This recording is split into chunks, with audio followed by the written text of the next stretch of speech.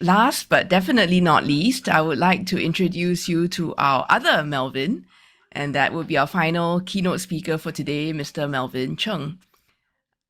Melvin is a lead specialist at the 21st CC office at the Ministry of Education. His work at the 21 CC office involves leading, guiding, and supporting the conceptualization, development, implementation, and review of curricular policies to achieve quality 21 CC development in line with MOE's direction. That's very many things that he does. And today he'll be sharing a snippet of it. He'll be talking about MOE's continuous journey in preparing students for the future. Melvin, please. Thank you, Dr. Kang, and good afternoon, colleagues. Just give me a few seconds to pull up my slides.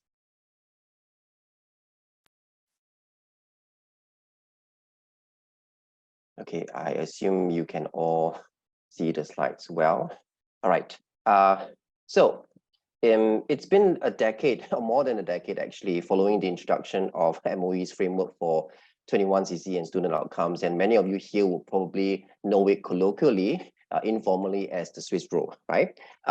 It served us well because we think that it's provided us the system level with clarity on what are the values and what are the competencies we need to focus on as we prepare our students well for the future.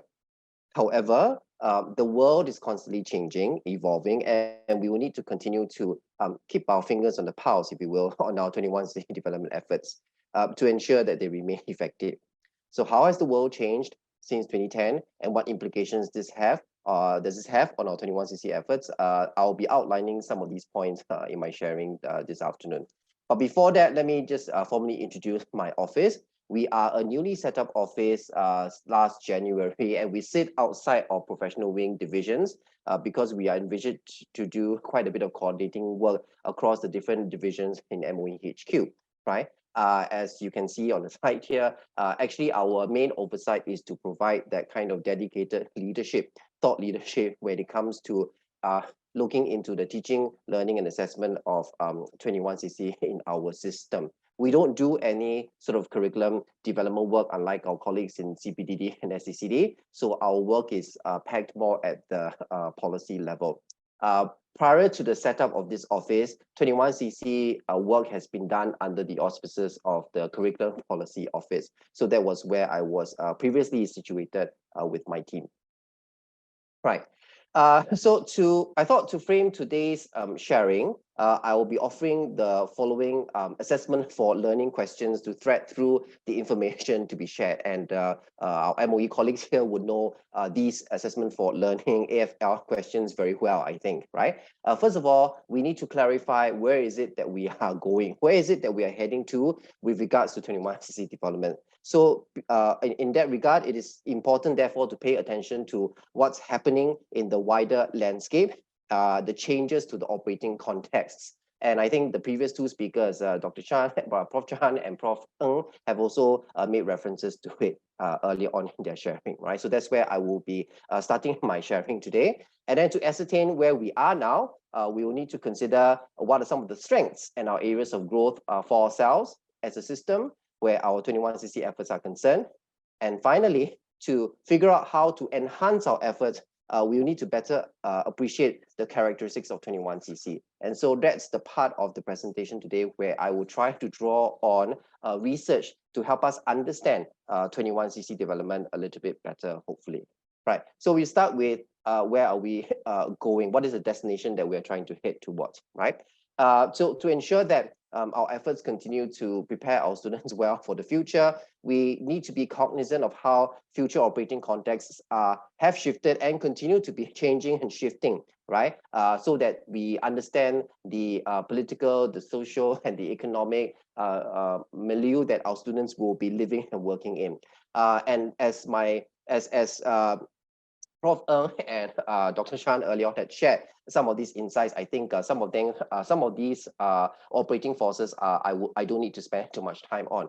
Rapid technological advancements is one of them, I think, right? So I think a lot has been spoken about that in the media, shared by the two academics before me. And I think now our minds are all preoccupied with the latest version of ChatGPT, right? So that kind of sort of personifies and exemplifies the kind of disruption that rapid technological advancements can bring to our livelihoods and to the way we work. So obviously, our ability to thrive in this kind of context will greatly depend on how we adapt and how quickly we adapt, right, to the kind of disruptions and also the opportunities that are being created with these kinds of rapid technological advancements. The other operating context, I think, which has also been alluded to this afternoon, is the fact that our students will be graduating into a world that will be filled with complex global problems, right? And some of the examples we've recently just sort of come out from the pandemic, but it's not going to be the last pandemic that we're going to go through. So all of these global problems, because of its high levels of complexity, it will require a lot of collaboration and drawing on multidisciplinary knowledge and skill sets of people with different backgrounds to come and even try to address them in the first place, right? And at the same time, companies will be also competing for talents across geographical boundaries, right? And this is also in part a result of the rapid technological advancements that we see around us. So this will also mean that our students will probably encounter greater job insecurity than we have experienced in our time. And different segments of the population are also going to be impacted differently, which will have implications on how societies will evolve and what are some of the concerns or the problems or the challenges that we will need to contend with as a community, right? In as much as cyberspace has help us link up with many different domains of life, and also to help make information access very much readily available at on our fingertips. At the same time, what we do know is that it has also turned traditional hierarchies of knowledge, ownership, generation, and communication on its head.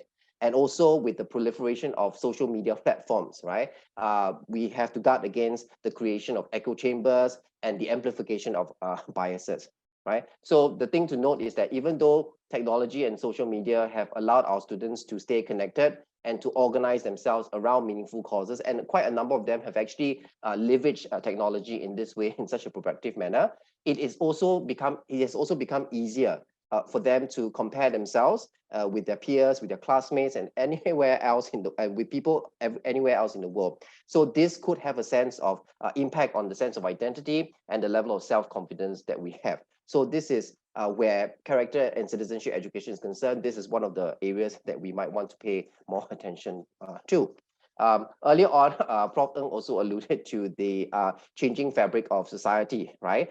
With the cultural map that he had shown us. So because our population is becoming more diverse, and we are going to have a great deal more diverse kinds of aspirations and perspectives today, and we all know that also that our society cannot remain closed off, right? So we will likely to continue to remain open to people all around, to immigration, to talent. And with that, it also presents the challenge of changing values and evolving family structures. So, and I think Prof. Ng's cultural map that he showed us earlier on was a very sharp way of indicating the kind of pivoting point that we are at, and if we're not careful, that kind of balance that that he was talking about could also shift. So that's another thing that we need to help our young contend with. And because of such myriad forces, they are driving all sorts of changes in the world around them, in their environment. Right? There's also the problem of rising stresses and mental well-being concerns. Schooling stress and anxiety has become a pervasive phenomenon amongst our students. So we also need to think about how we can recalibrate our system to reduce stress and alleviate the mental health pressures that both our educators and our students face. The other thing that I want to talk about today is the kind of emerging findings from neuroscience research that can help us rethink and reinterrogate the way we are, and interrogate the way we approach 21cc development, right? So recent effective neuroscience research has shown that social-emotional competencies are central to 21CC development. Therefore, there is a need to give due attention to how the social-emotional aspects of teaching and learning can give us or give students the edge and can help us be more effective in our 21CC efforts, right? This means that we probably need to consider how we should provide, or how we can provide students with a socially and emotionally supportive learning environment and the skills to manage their emotions during the learning process. And research from neuroscience has shown that it has allowed more engaged, deeper and meaningful forms of learning to take place when we are able to do that. So this means that as educators, what we probably need to do is to take a step back and think about how we want to maybe shift from solely relying on having a highly structured and outcomes-driven environment for learning to attending to students' social and emotional needs in the learning process and encourage learning that is more process-oriented rather than performance-driven. Right? And there's also scope for us to think about how we can build in more opportunities to provide time for rest, off-task time, and also space for unstructured processing and pondering. So these are some of the things that we can take away from the neuroscience research that can enhance our efforts in this area. So this is pointing towards where we want to move in terms of where we want to get to in terms of our 21CC development. So it will be, I think, instructive also to get a sense of where we are now, right? So it's a kind of a stock take, right, of the effectiveness of our efforts. I mean, the framework has been around for more than a decade. Our 21CC efforts actually started even before the articulation of the framework in 2010, right back in 1997 when we articulated the Thinking Schools Learning Nation vision. That was actually, you know, the point where we started looking into 21CC development very, very explicitly, albeit with a specific focus on critical thinking skills back then, right?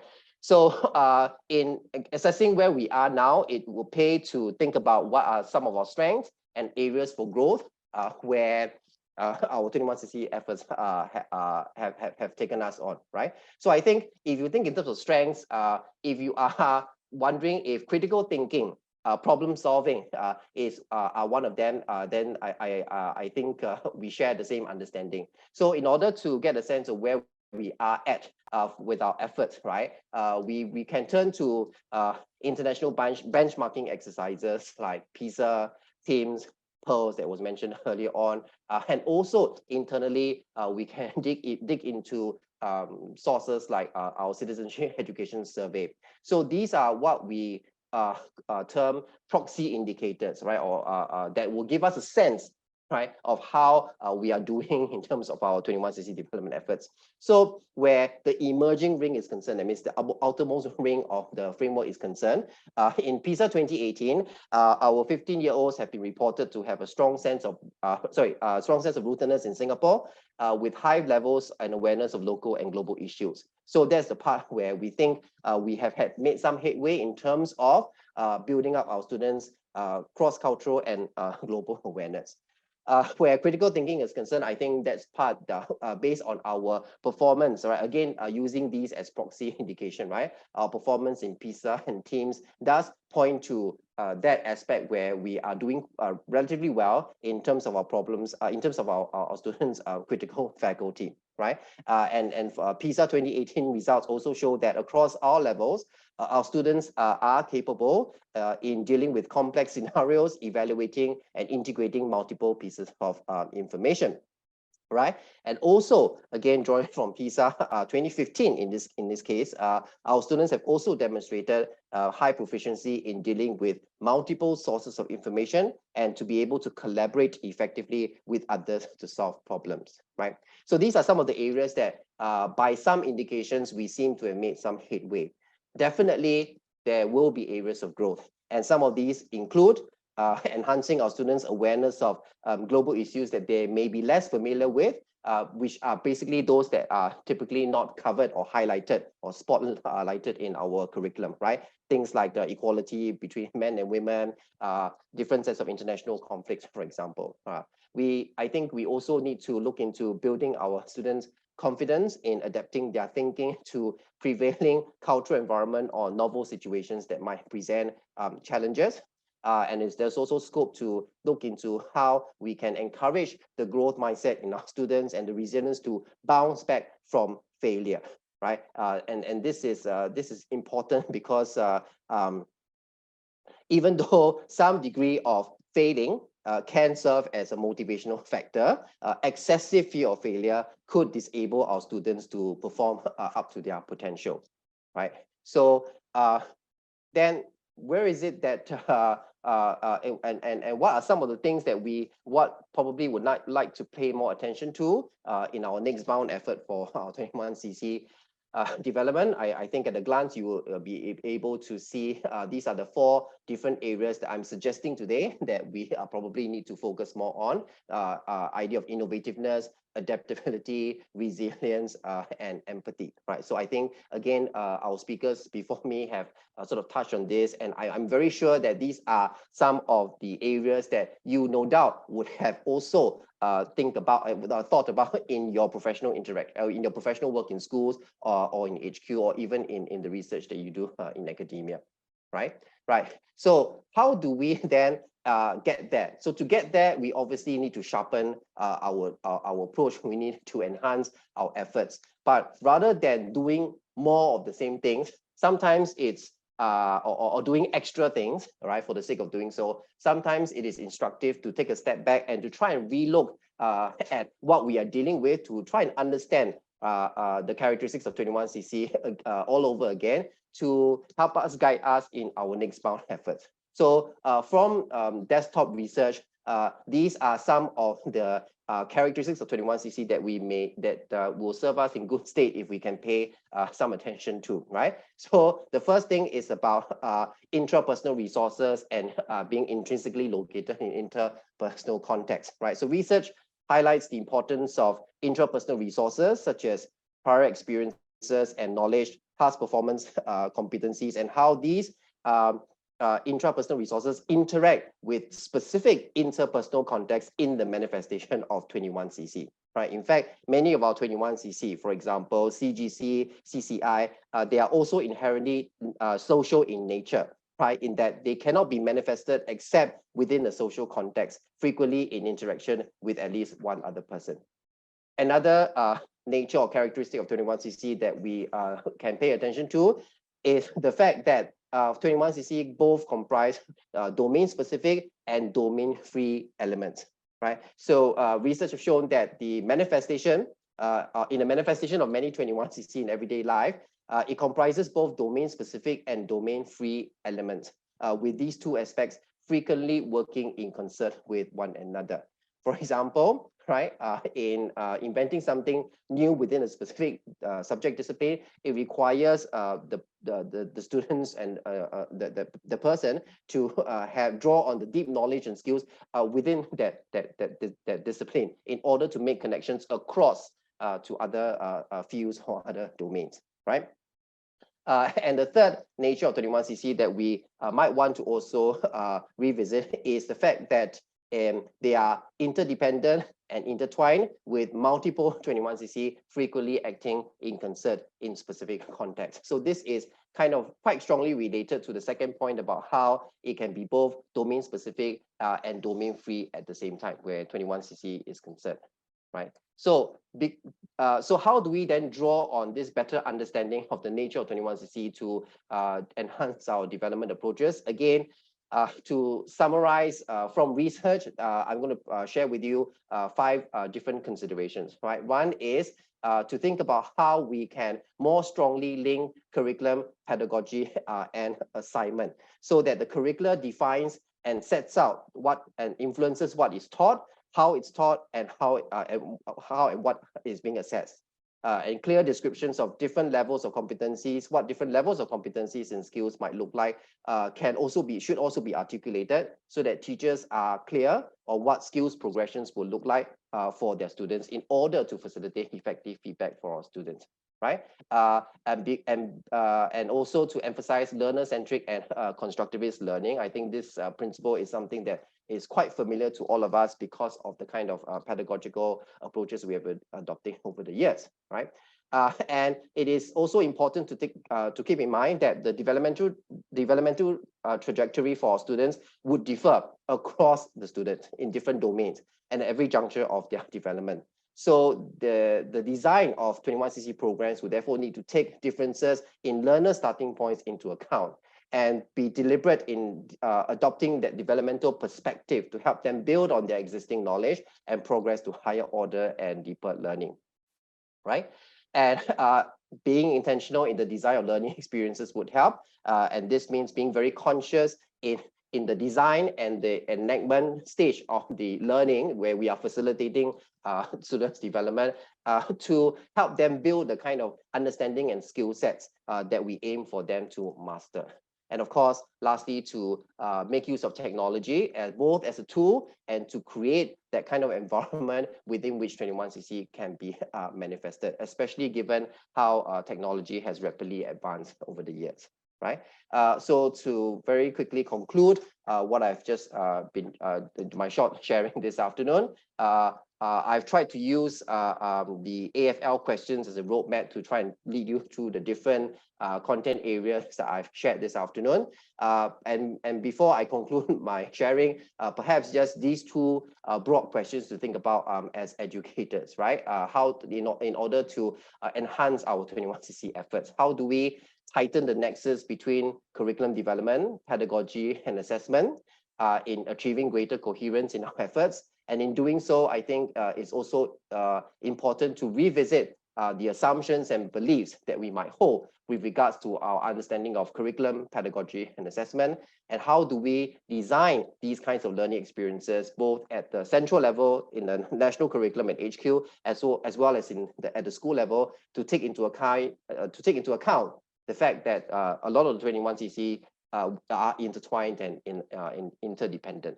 Right. So with that, I will end my sharing. Thank you. Thank you, Melvin.